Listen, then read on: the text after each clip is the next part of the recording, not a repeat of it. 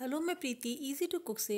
आज मैं आपको तिल और गुड़ की बर्फ़ी बनाना बताऊंगी। ये मैं आपको माइक्रोवेव में हम कैसे बना सकते हैं। हम बहुत ही इजीली की बर्फ़ी बना सकते हैं। ये देखिए, मैंने एक बाउल तिल लिए हैं, करीब ये 150 ग्राम तिल है। इनको मैं पहले रोस्ट कर लूँगी। एक एक मिनट करके करीब 2 या 2.5 मिनट में मेरे तिल रोस्ट हो जाएंगे। पहले उसके बाद हम इसको निकाल कर चला देंगे। इस तरीके से चला और फिर हम 1 मिनट का टाइमर लगाएंगे तो करीब हमारे तिल जो है रोस्ट हो जाएंगे। हल्के ब्राउन कम से कम हमें इन्हें करना है। देखिए, तिल हमारे रोस्ट हो गए हैं। मैंने लास्ट वीडियोस में लिया रोस्ट करना तरीके से। ये गुड़ लिया है, करीब 250 ग्राम गुड़ है। इसको हम इस तरीके से कूट कर थोड़ा तैयार कर लेंगे क्योंकि इससे मेल्ट होने में।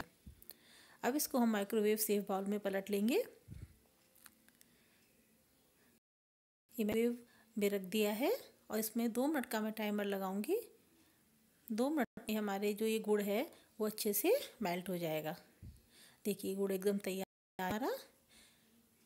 इसमें हम जो चाहें ड्राई फ्रूट्स भी डाल सकते हैं।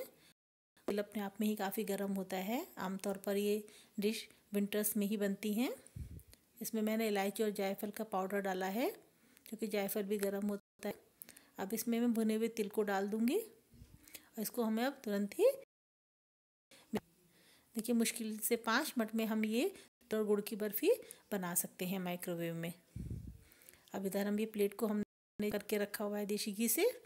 इसमें मैं सारे जो बैटर हमारा तैयार हुआ है इसको मैं पलट लूँ।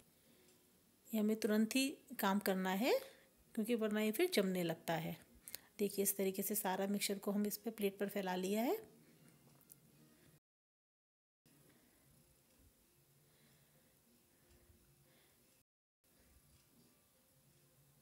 गुड़ के लड्डू भी बनाते हैं। मैंने अपनी लास्ट वीडियोज़ में तिल और गुड़ के लड्डू बनाना बताया था, जिसमें बिल्कुल भी हमने ना माइक्रोवेव यूज़ करा था ना गैस का यूज़ किया था।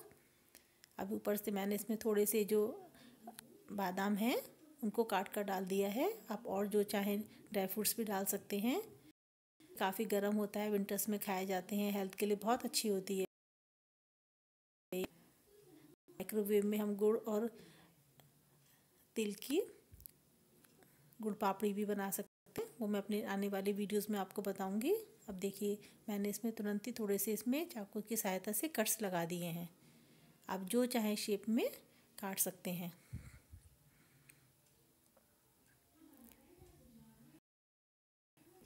इसी तरीके से हम दलिया है, कॉर्न है, ये सब चीज़ें भी माइक्रोवेव में बहुत आसानी से भून लेते हैं। करती हूँ क्योंकि वो बहुत ही आसानी से हो जाती है और ऑयल भी नहीं लगता। ये देखिए, कितनी आसानी से हमारे पीसेस निकल रहे हैं। ये खाने में भी बहुत टेस्टी होती है। ये आप मकर संक्रांति पर, लोहड़ी पर, सकट चौथ पर बनाइए और खाइए। पूरे विंटर्स में बनाइए, हेल्थ के लिए बहुत अच्छी होती है। ये देखिए, इस तरीके से गुड़ पापड़ी हमारी बनकर तैयार है। अगर आपको मेरी रेसिपी पसंद आए तो प्लीज़ इसे लाइक करें और नए नए डिश देखने के लिए मेरे चैनल को सब्सक्राइब करें। हम इसी तरह नए नए डिश के साथ मिलते रहेंगे। Thank you.